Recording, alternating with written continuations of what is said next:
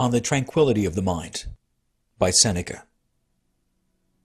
What we are seeking, therefore, is how the mind may always pursue a steady and favorable course, to be well disposed towards itself, to view its condition with joy, and suffer no interruption of this joy, but to abide in a peaceful state, at no time getting too high or too low.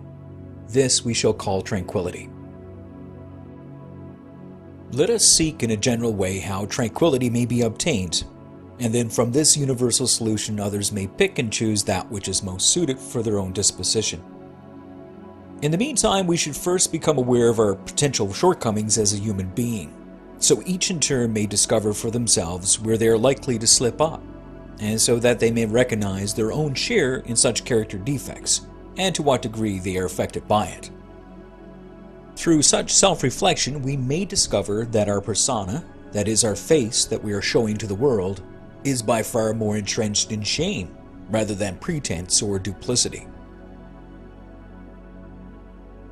As to all who fall to such a worldly predicament, consider those who are plagued with fickleness and boredom and a continual shifting of purpose, and those, on the other hand, who idle away their time, who are without firmness of determination, are stuck in their ways, and live not as they wish, but as they were raised as children.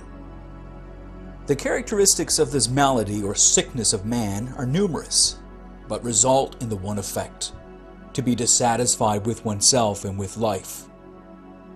This springs from a lack of mental balance, and from timid or unfulfilled desires, when men either do not dare or do not attain as much as they desire, and become entirely dependent upon hope or wishful thinking.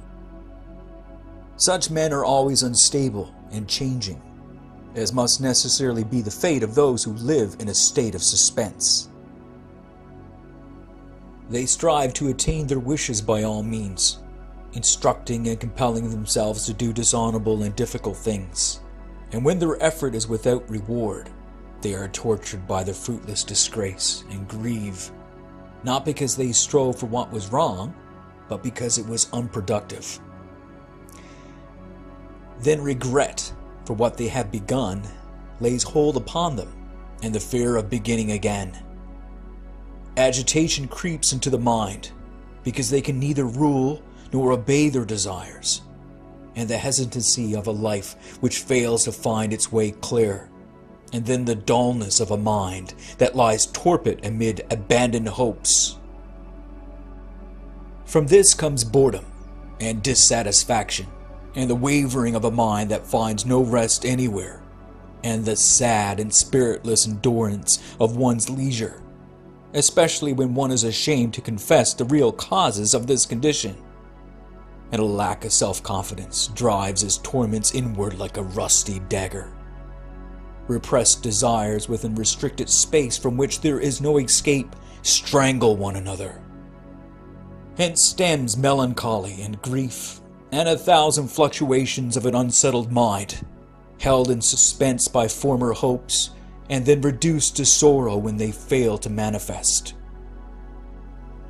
Then comes that feeling which makes men loathe their own leisure, and complain that they themselves have nothing worthy to do.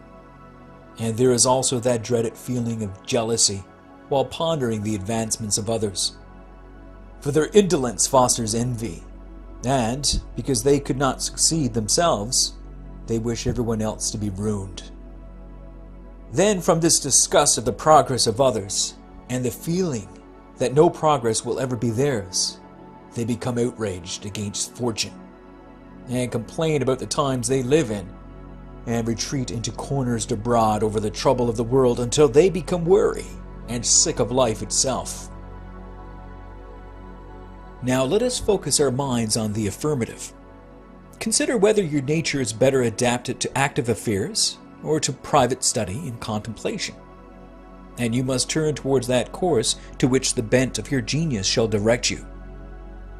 Nothing, however, gives the mind so much pleasure as faithful friendship. What a blessing it is to have someone in whom you can trust and share your weighty secrets, whose conversation soothes your anxiety, whose opinion assists your decision, whose cheerfulness scatters your sorrow, and the very sight of whom gives you joy. Let us form the habit of putting away from us mere pomp. Let us learn to increase our self-control, to restrain luxury, to moderate ambition, to soften anger, to view poverty with unprejudiced eyes, to cultivate frugality, to apply to the wants of nature the remedies that cost little, to keep in check unruly hopes, or a mind that is intent upon the future, and aim to seek our riches from ourselves rather than from fortune. In the case of studies, where expenditures is most honorable, it is justifiable only so long as it is kept within bounds. It is better to surrender yourself to a few good authors than to wander through many. All of life is a servitude, and so a man must become reconciled to his lot, must complain of it as little as possible, and must lay hold of whatever good it may have. No state is so bitter that a calm mind cannot find in it some consolation. Even small spaces by skillful planning often reveal many uses. An arrangement will make habitable a place of ever so small dimensions. Apply reason to difficulties. It is possible to soften what is hard, to widen what is narrow, and burdens will press less heavily upon those who bear them skillfully. The wise man has no grounds to fear fortune, for he is aware of the transitory nature of life, which includes his property, social standing, and his very own body. He considers these things as a loan, and is ready to return everything without sorrow when it is reclaimed. The mind must be given relaxation. It will arise better and keener after resting, for constant labor will break the vigor of the mind, but if it is released and relaxed a little while, it will recover its powers. We ought to take walks out of doors in order that the mind may be strengthened and refreshed by the open air and much breathing.